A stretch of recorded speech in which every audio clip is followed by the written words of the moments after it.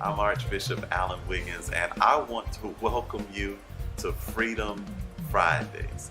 Listen, God put this in my heart to introduce different strategies and testimonies to our community and to the community abroad about how to get out of debt. This is a code red season for our ministry. And that code red, code CODE, stands for creating a culture of debt eliminators. And we are debt eliminators. And I figure if we can look at different strategies, see what worked for others, then we could apply those strategies to our own lives and really see ourselves living debt free. So today, I'm so glad to have a wonderful guest with us today, one of the entrepreneurs of our community.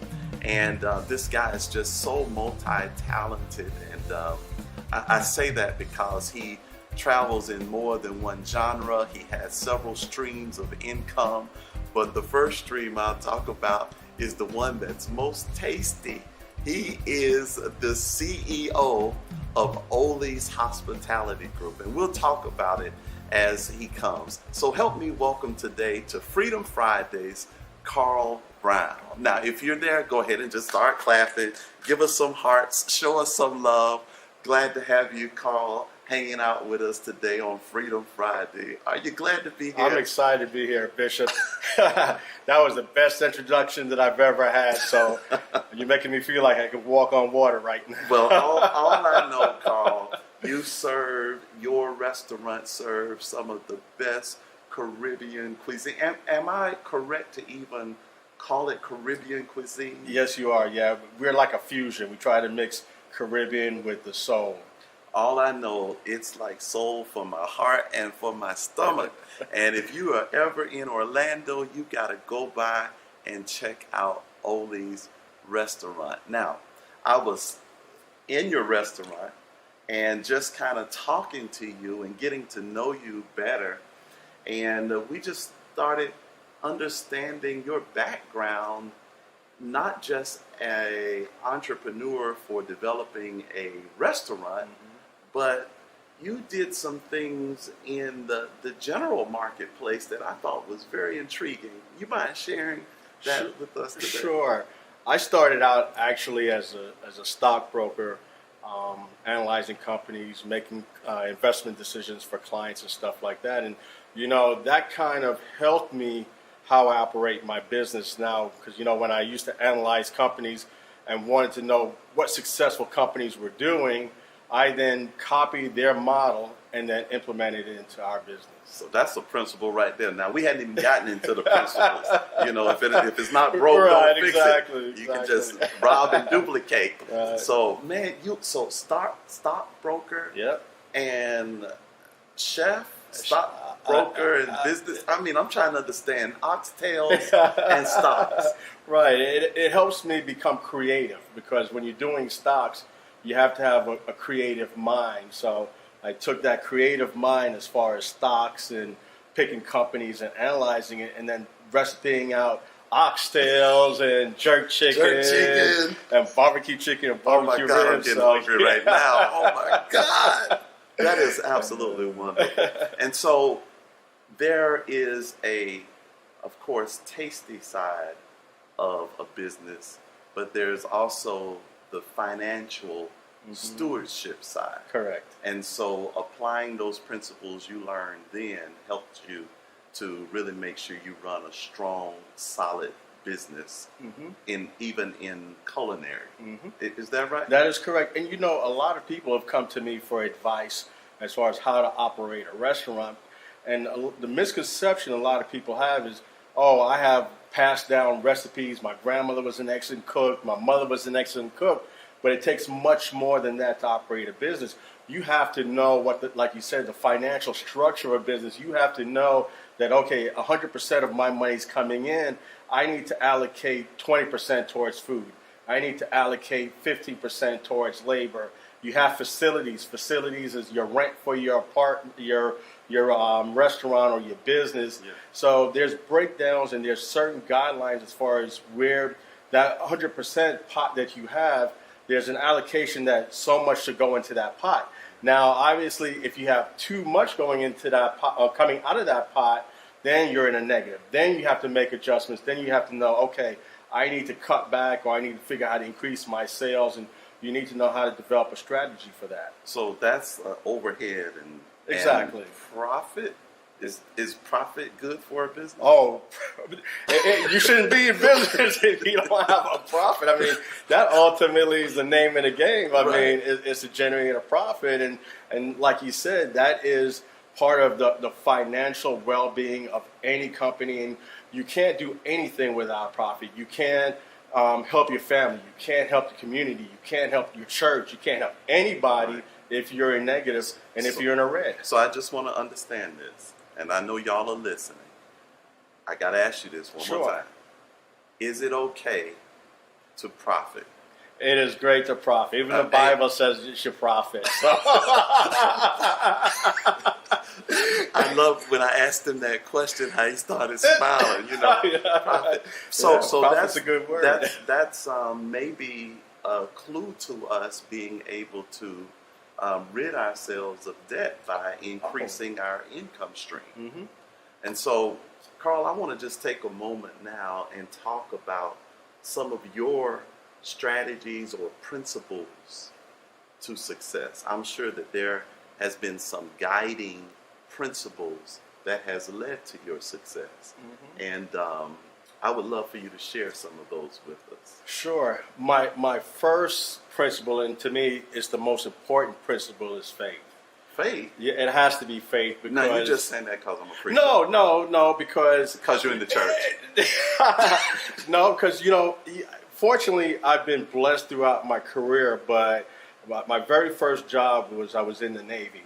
And, it taught me a lot because when the seas got rough, you hung on for dear life. You prayed to God, please let me survive to see another day.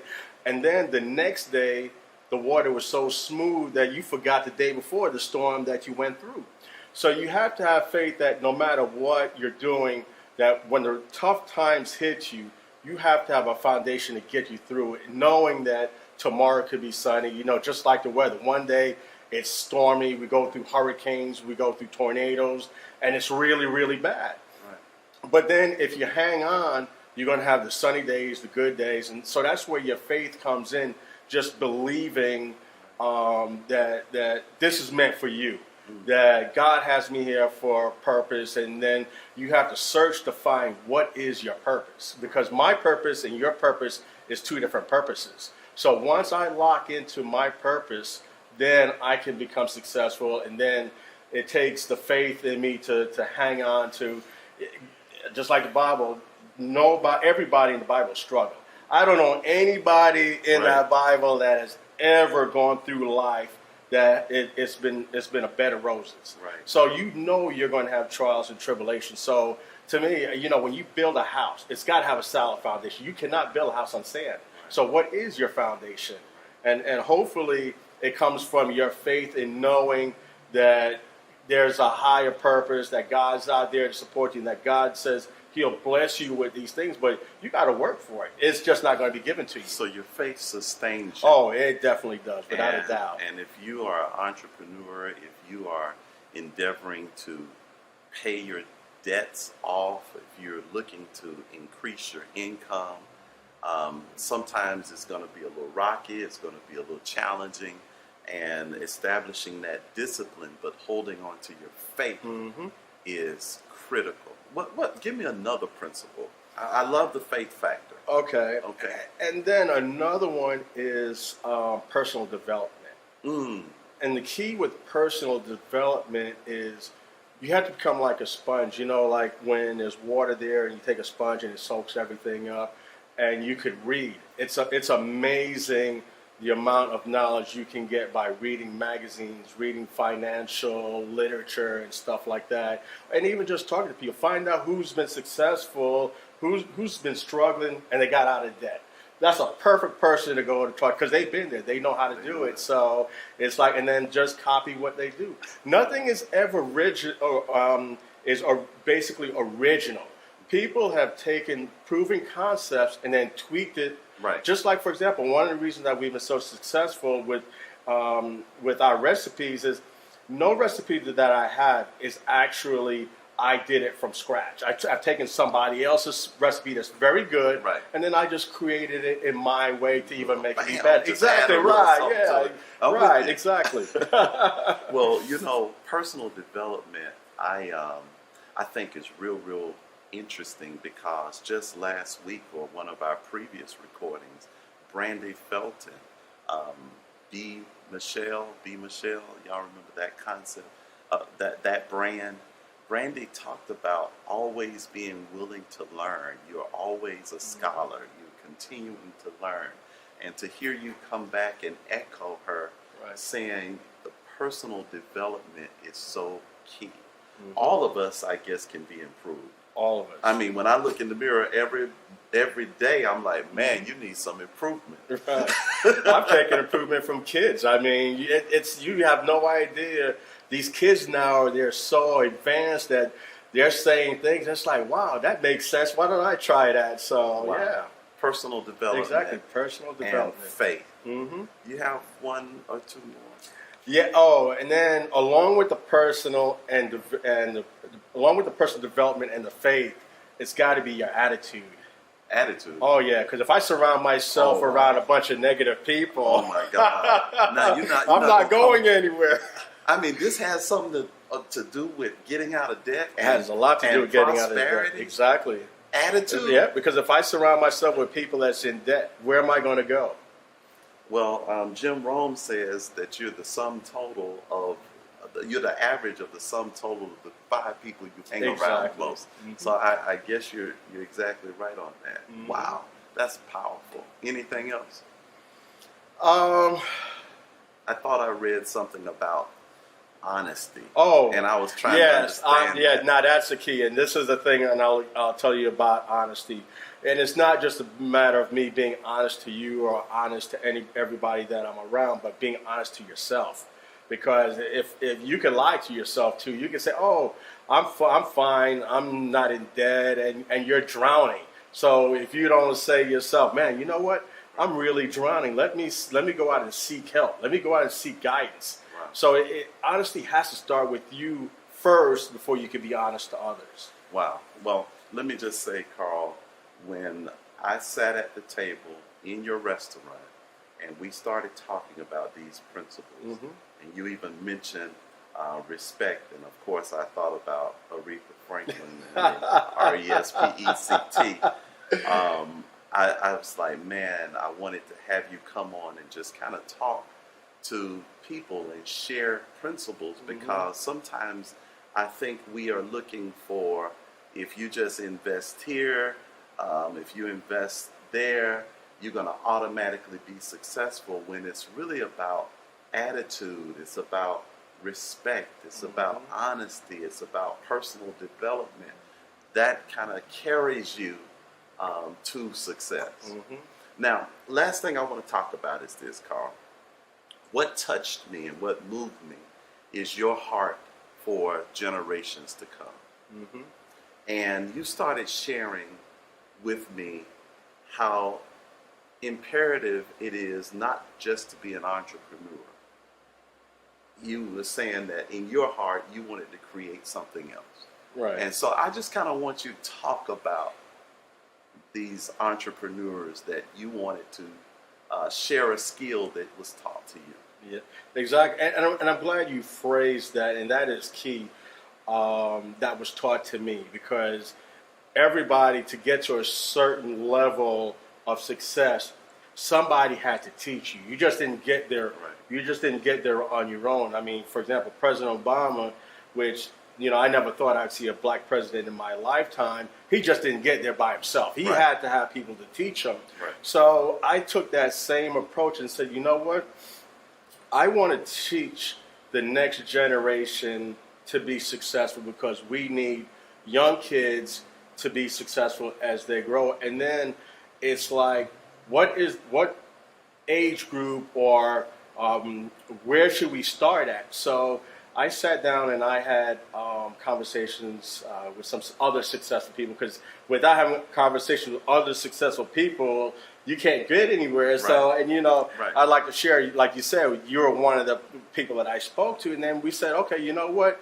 Let's start with, for example, like middle school kids. And the reason why we say like middle school kids is because it gives you time to mold them. They're still impressionable. So right. If you sit down and you teach them the art of investing in stocks, owning businesses, controlling their debt, having a vision for the future. And that was another principle that we even talked, is you got to have vision. I mean, if you're in debt, you can't say that, okay, this is where I'm going to be at. You have to have the vision as far as where I want to go, and then work towards that goal. So this is what we want to teach these kids. And we're not teaching these kids just to be average entrepreneur.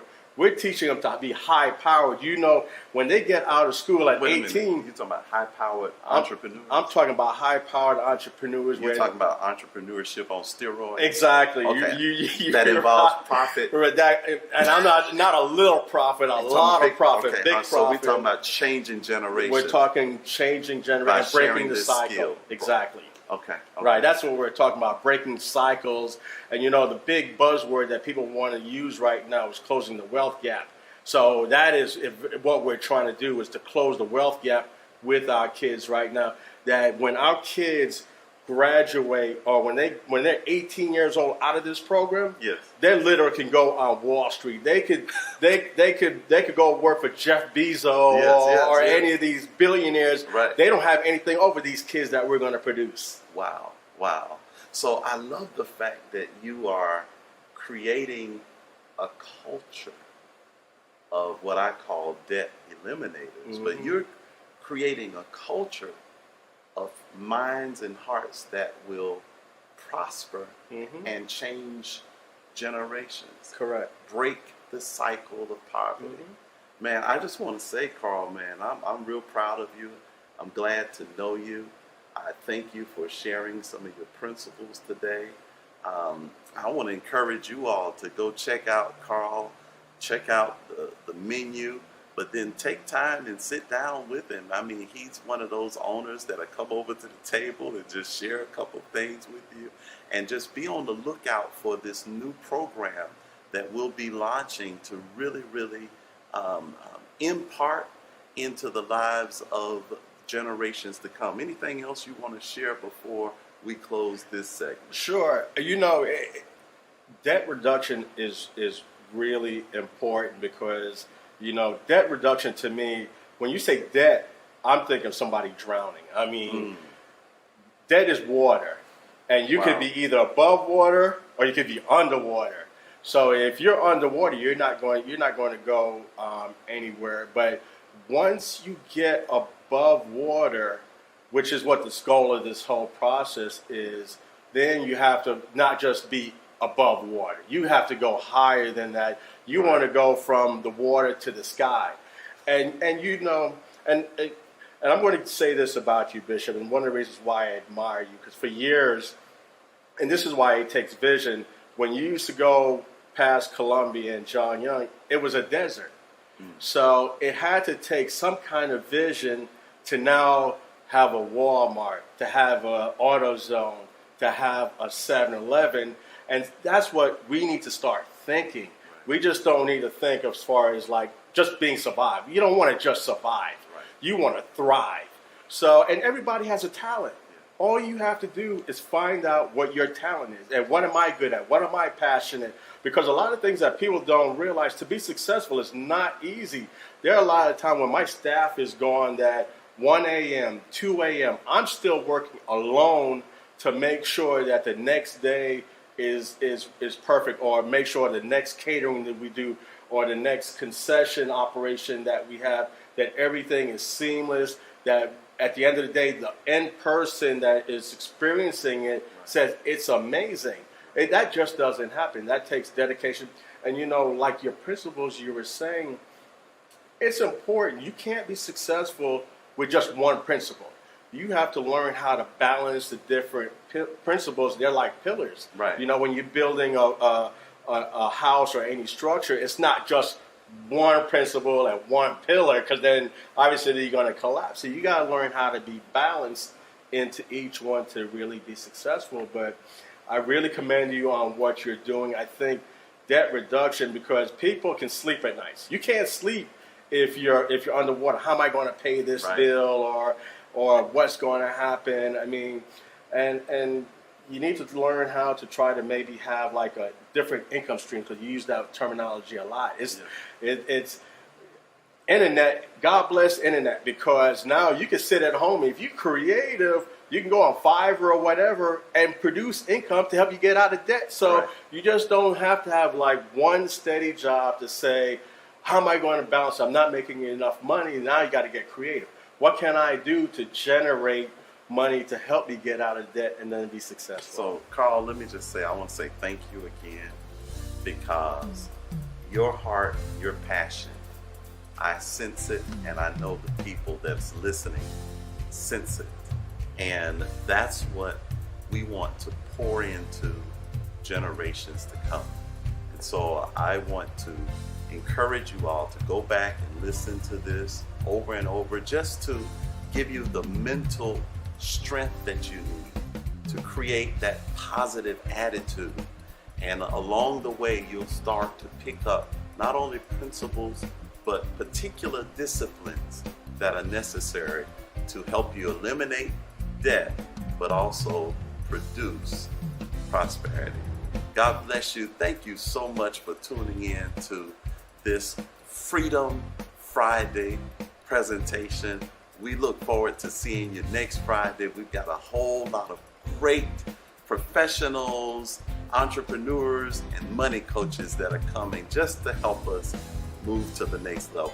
God bless you. See you later.